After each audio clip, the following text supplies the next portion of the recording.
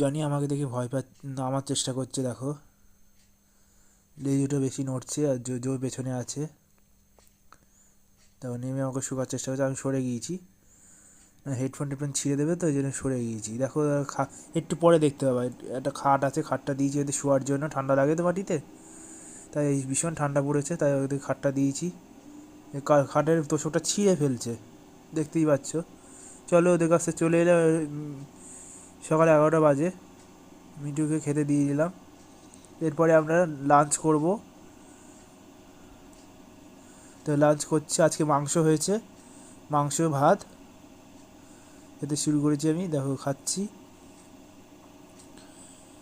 এরপর বৈকাল 4টে বাজে এখন, এরপরে আমরা চা খাবো, দেখতে পাচ্ছি চা 3টে গ্লাস, বিস্কুট 2টো নিয়েছি, খাওয়া হয়ে গেছে। চলো এবার সন্ধ্যা 7টা বাজে, মিঠুকে খাইয়ে নিই, তারপর আমরা ডিনার করবো। Good bye.